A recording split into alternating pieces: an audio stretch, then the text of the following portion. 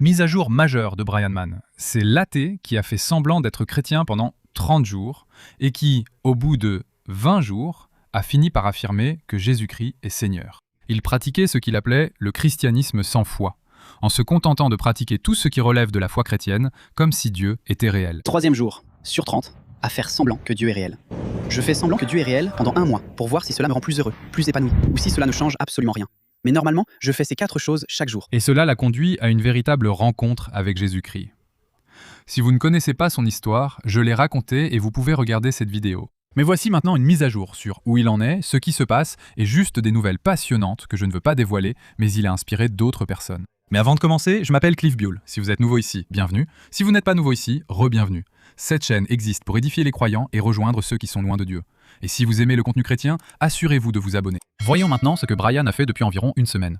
Il est croyant. C'était le 26e jour. Et ce qui se passe ici est plutôt cool. Regardez ça. Jour 26. Ça va, mec? Pas mal. Comment tu vas? Je vais bien? Justin? Brian? C'est fou à quel point le nouveau seuil de ce qu'est une bonne ou une mauvaise vidéo a changé rapidement.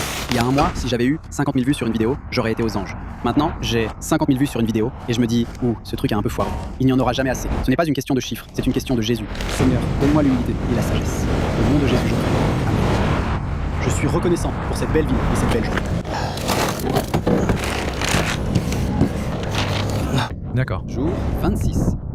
Quoi de neuf, mec? Je n'ai jamais entendu quelqu'un dire « fais semblant jusqu'à ce que ça marche » à propos de ça. Je pense que tu es vraiment courageux. Je viens dans ce parc depuis environ 5 mois maintenant. Il y a 1 mois, j'avais environ 800 abonnés et maintenant on me reconnaît et des gens viennent me voir. C'est une expérience assez surréaliste, mais je suis juste content de pouvoir aider. Je vois comment l'évangile... Oui, C'est ça l'évangile. Allons-y. je ne suis pas une personne célèbre. Je ne suis pas célèbre. Et c'est en gros juste mon témoignage en tant que personne qui avait du mal à rationaliser l'existence de Dieu. Et puis j'ai juste fait semblant pendant 1 mois. C'est bien. C'est vraiment super. Tu sais quoi? Je vais essayer. C'est un évangile si tu veux en prendre un, j'en ai plein. Prends un évangile. C'est quoi? C'était peut-être un signe. Oui, merci beaucoup. Bonne journée. Comment ça va mon frère? C'est exactement ça, c'est tout ce qui compte. C'est tout ce qui compte. Salut mec. Je suis vraiment un grand fan de toi. Merci. Je viens juste de te repartager dans ma story. Sympa? Quoi de neuf, mec? Quoi de neuf, mec? Je ne savais pas que j'étais avec une célébrité ici. Jésus est une célébrité. Allez. J'ai aussi eu un chiot. Il veut un câlin, il veut un câlin. Pas de problème, frérot, pas de problème. Eh mec, je vais te faire un câlin ici. Mon frère, j'ai même pas eu le temps de finir mon intro. Jour 26. À faire semblant. Ouais. À croire.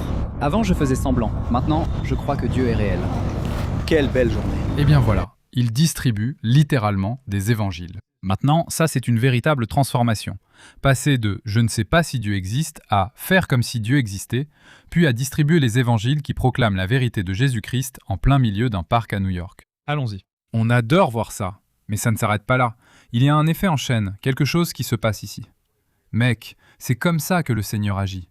Qu'est-ce que c'est? Eh bien d'abord, nous allons commencer avec Zach Arnold ici, qui a compris ce que Brian faisait, a aimé ce que Brian faisait, et fait la même chose. Écoute-le. Tant que je te tiens, j'ai créé une application qui bloque tes applications distrayantes jusqu'à ce que tu lises ta Bible. Comme ça, tu peux vraiment mettre Dieu en premier chaque jour. Tu commences par une prière, tu lis la parole. Quand tu as fini de lire, tu coches le livre et le chapitre que tu as lu pour pouvoir suivre ta lecture de toute la Bible. Ça m'a énormément aidé. Si tu penses que ça peut t'aider aussi, télécharge First Light Bible and Prayer sur l'App Store. Je laisserai un commentaire épinglé ci-dessous. Premier jour de faire comme si Dieu était réel. J'ai vu des vidéos de Brian Guan. Il est l'inspiration derrière ce défi. 30 jours à faire comme si Dieu était réel, pour voir si ça me donne la foi, si ça change ma vie, si je deviens plus heureux et plus épanoui. Voici les 4 choses que je fais chaque jour. J'ai beaucoup exploré le christianisme récemment. J'ai lu la Bible, mais la partie avec laquelle j'ai eu le plus de mal, c'est la foi elle-même. On ne peut pas la forcer, n'est-ce pas?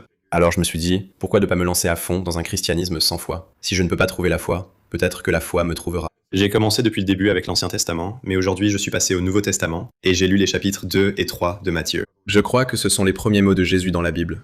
Laisse faire maintenant, car il convient que nous accomplissions ainsi toute justice. Je n'ai jamais prié auparavant, donc je n'ai aucune idée de comment faire, ou s'il y a une bonne ou une mauvaise façon de le faire. Mais je vais simplement demander des qualités intérieures. Ça me semble mal de demander des choses matérielles. Dieu, s'il te plaît, donne-moi la force, l'humilité et la patience pour supporter l'incertitude de la vie.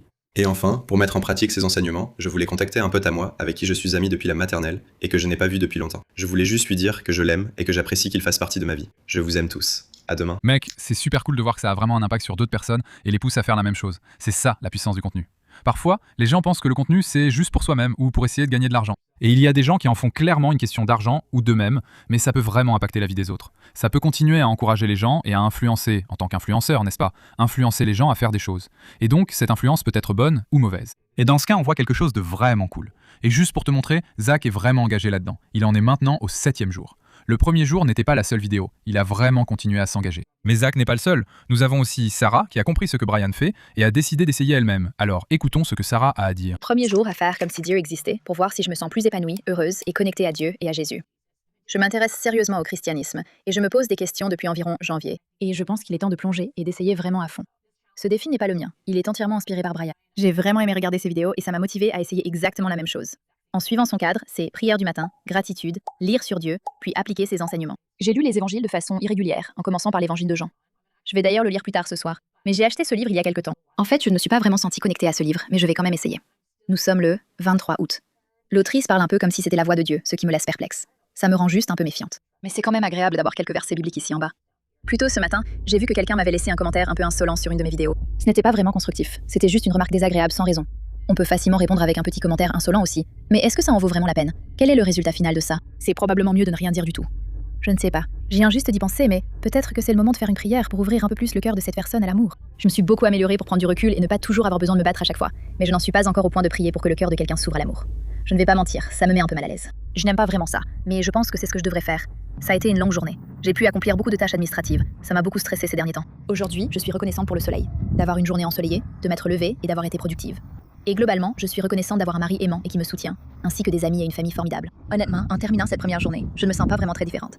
Je n'avais pas non plus de grandes attentes à me sentir incroyablement différente dès le premier jour. Je pense que c'est plutôt une question de répétition. Et quand on prend l'habitude de pratiquer, globalement, je reste très optimiste pour ce défi, et je suis curieuse de voir ce qui va arriver. Voilà, c'est fait. Juste pour vous montrer aussi, elle en est maintenant au 4e jour. Elle a également suivi le défi de façon régulière. Donc il y a 2 personnes que je connais, si vous en connaissez d'autres, dites-le moi dans les commentaires, qui se sont lancées dans ce défi et qui vont explorer le christianisme. Ils vont pratiquer un christianisme 100 fois, comme elle l'a dit, remettre en question le christianisme, n'est-ce pas? Et nous savons que lorsque tu cherches la vérité, tu la trouves, tu sais, et une fois que tu y as goûté, tu verras que c'est bon. Jésus est réel. Il aime ces personnes. Il essaie clairement de les attirer à lui, et elles répondent à cet appel. Et je pense que d'une manière très unique et créative, plus de gens devraient faire cela si vous doutez ou si vous n'êtes pas sûr de la foi chrétienne. Franchement, c'est encourageant, j'adore ça. Dites-moi ce que vous en pensez. Pensez-vous que plus d'athées devraient faire semblant jusqu'à ce que la foi chrétienne devienne réelle pour eux?